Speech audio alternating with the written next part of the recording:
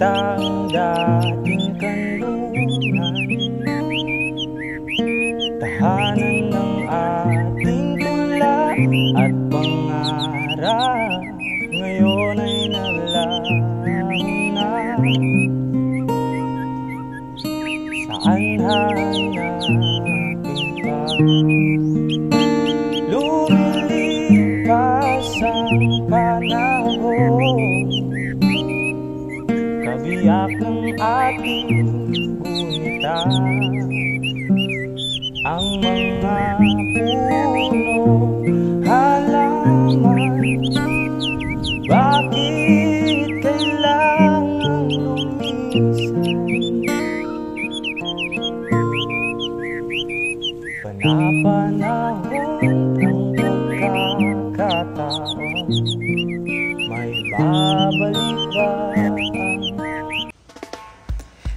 Magandang tanghali po mga ka-farmlat. Bali, andito ulit tayo sa property po na pinagbablog natin. Bali, ito po yung sa San Francisco, Quezon natin sa Barangay Botangyad. Ayan, yung mga nagre-request po na makita daw yung farm area. Ito na po mga ka-idealan. Bali, napakaganda ng farm area nito. 100% flat po siya. Ayan, kung makikita nyo na kahit nandito ka sa unahan ay kitang-kita mo yung dagat. Talaga namang napaka-overlooking nito. Ang kagandahan pa nito mga ka-idealan ay ang daming tanim na nyog. Kung ano po yung matapat sa islat ninyo ay sa inyo na po yung nyog. So kung magpapagawa po kayo ng kubo or bahay bakasyonan, ayan, may magagamit na po kayo. At ang kagandahan pa po dito sa ating property ay clean title po ito.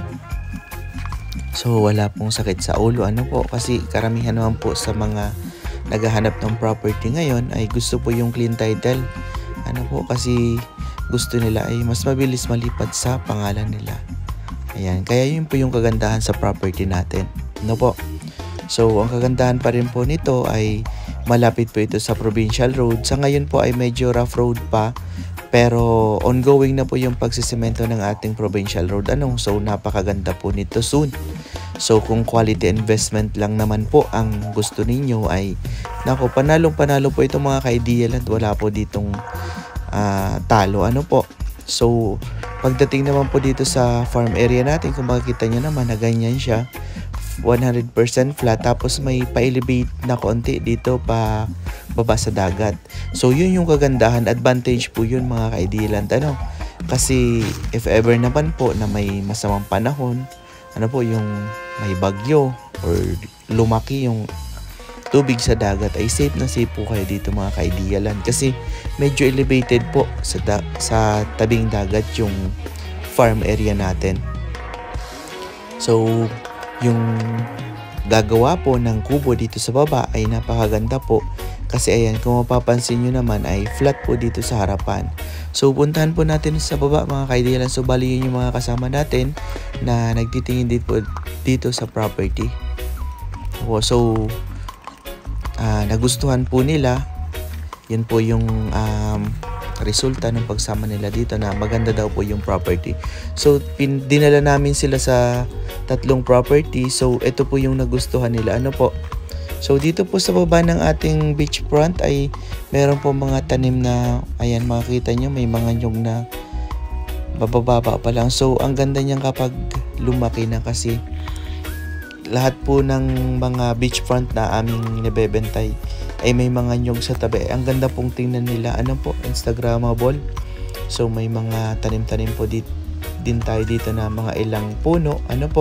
May mga saging po tayo.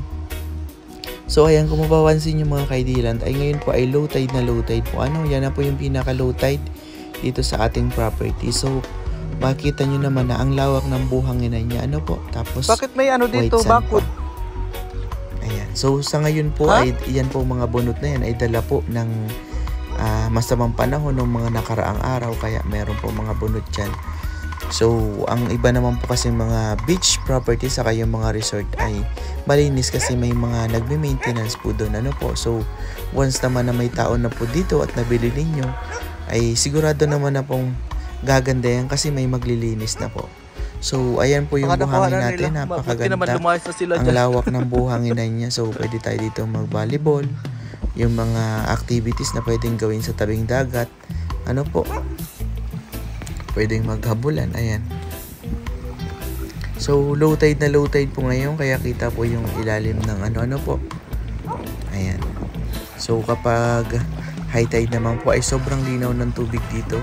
Medyo sad-sad po kasi sa buhangin yung tubig kaya medyo malabo po ano. Pero yung nakaraang video ko po ay dami po dito naliligong bata ano po. So ayan, makita nyo doon yung rock formation. So meron pong islat na may rock formation ng mga kaidiyalan. So hindi po lahat ng islas natin ay may rock formation. So may ilang slot lang po. So yung po ata ay sa lot A yung may rock formation natin. So ayan po. Dito po pala mga ka-idealan ay sunset view. Hindi lang nagpakita si Haring Araw ngayong araw. So, hindi po natin sila makikita. So, ang boundary nito mga ka-idealan, kung nakakita nyo yung ayan idealan, kapag nandito ka sa taas ng farm area, ito yung makikita mo, napaka-overlooking sa dagat. So, kahit dito ka maglagay ng bahay, makikita mo pa rin yan. So, tanaw na tanaw dito ang dagat.